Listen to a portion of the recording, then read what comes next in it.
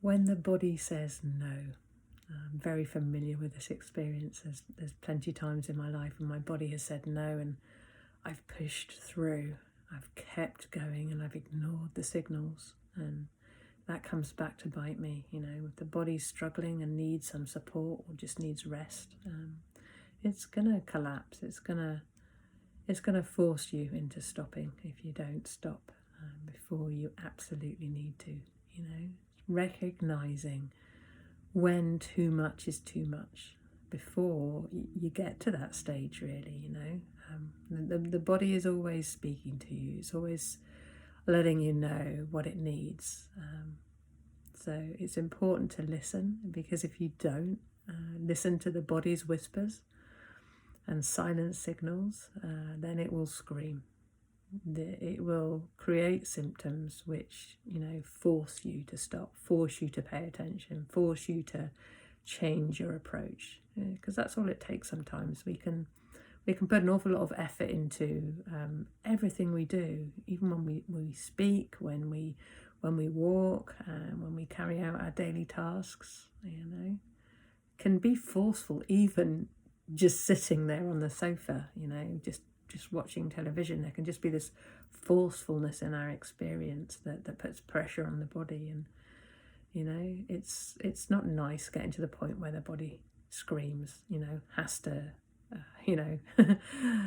get louder and louder, for us to pay attention. I've been through that so many times. It's like I must be a little bit dense, because the lesson had to be learned again and again and again, and you might find that too. So be really gentle with yourself.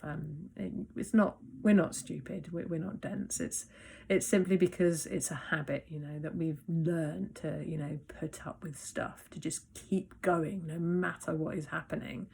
And if we keep going, then we'll just get better and better results. But actually, it's not useful to do that. Sometimes that's being forceful, that's pushing, and you might actually be going in the wrong direction. So it really serves sometimes to just stop, to pause, to just check in with yourself and just notice, is there anything that needs to be done?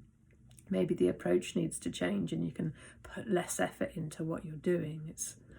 It's a really good thing to play with that, actually, putting less effort in. I explore with that again and again.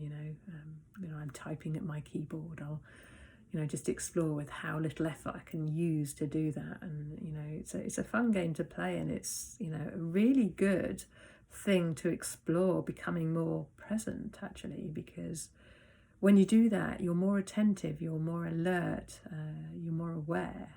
And so in doing that, you take the pressure off your body, and then you also cultivate an experience of presence. So it's a win-win situation, really, And so, listen to your signals in the body. It'll always tell you what is required and what's not required.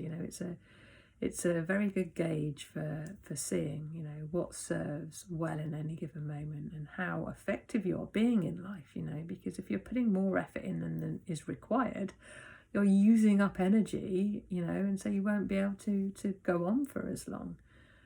I find when I explore putting less effort in, just doing that one thing in front of me right now just breaks it down to bite-sized amounts, and then I can go all day and not use up as much energy, and it even feels like there are times when I don't use up any energy, almost like I'm regenerating myself as I go along.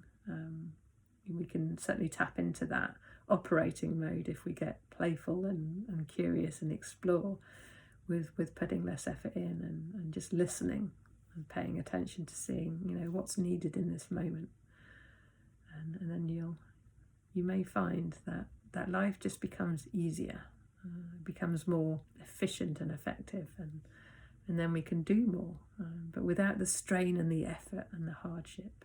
Life can be easy. So explore with this and see how that is for you.